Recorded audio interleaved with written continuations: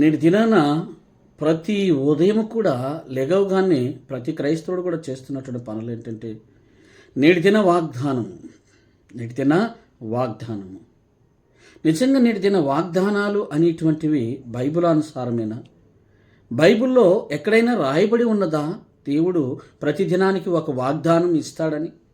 నిజంగా ప్రియమైనటువంటి దేవుని సంగమా, నేటి దినాన మనల్ని మనం మోసం చేసుకుంటూ అనేక మంది విశ్వాసులను మోసం చేస్తూ ఉన్నాం. పరిశుద్ధ గ్రంథమే ఒక వాగ్దానం, యేసుక్రీస్తు ప్రభువారే ఒక వాగ్దానం. అంతటి ఒక గొప్ప వాగ్దానము మనకుంటే 66 గ్రంథాల వాగ్దానములు మనకిస్తే మనం అనుకుంటున్నాం కదా ఏదో చిన్న ఒక వాక్యాన్ని పట్టుకొని అది కూడా ఆ యొక్క వాగ్దానములో ఎక్కడా కష్టముడదు, ఎక్కడా నష్టముడదు, ఎక్కడ ఏమీ ఉండదు కష్టం కలిగేది. అన్నీ దీవెనలే, అన్నీ ఆశీర్వాదాలే, అన్నీ మనకు ఉపయోగపడే ఇవి మనం వాగ్దానాలు తీసుకుంటూ ఉన్నాం.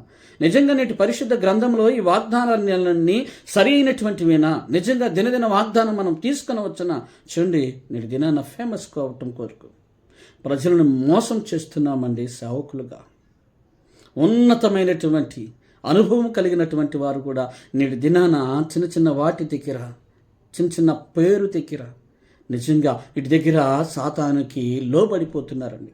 నీ వాగ్దానం ఇవ్వటం వల్ల అనేక మంది విశ్వాసులు బైబిల్ చదవటం మానేసి ఇదే వాగ్దానం, ఇదే ఈ దినమంతటిలో నాకు ఇదే అనుకుంటున్నాడు. బైబిల్ చదవటంలా రోజు ఏం చేస్తున్నాడంటే వాగ్దానం తీసుకున్నాడు, ఇదే నాకు వాగ్దానం చాలే అని చెప్పి సంబరపడిపోతా ఉన్నాడు.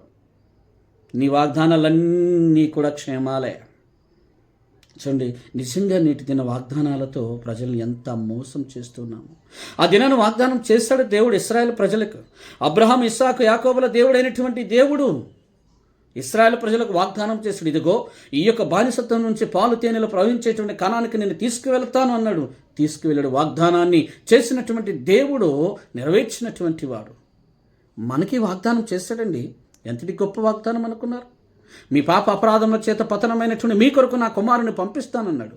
పంపించాడు.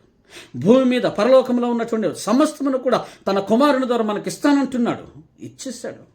ఇంకా వాగ్దానం ఏంటి? ఇంకా కొత్త వాగ్దానం ఏం చేయాలి? దేవుడు తన కుమారుని పంపిస్తానంటున్నాడు. మరలా నిరీక్షించమంటున్నాడు. వాగ్దానం చేస్తున్నాడు. నా కుమారుడు పైకి వచ్చి అంటున్నాడు యేసుక్రీస్తు ప్రభువు, ఏ రీతిగా నేను వెళ్ళి ఉన్నాను అదే రీతిగా నేను తిరిగి వస్తాను. నేను తిరిగి వచ్చే సమయానికి మీరు సిద్ధపడమంటున్నాడు. కుమారుని వాగ్దానం చేశాడు. ఇంకా ఏ వాగ్దానం చేయాలి? పరిశుద్ధ గ్రంథమంతా వాగ్దాన గ్రంథమే. అనుదినము పరిశుద్ధ గ్రంథంలో ప్రతిదీ మనం తీసుకోవాల్సిందే. కాబట్టి ప్రియమైనటువంటి దేవుని బిడ్డలారా, నేటి దిన వాగ్దానాల గురించి ఆలోచిద్దాం.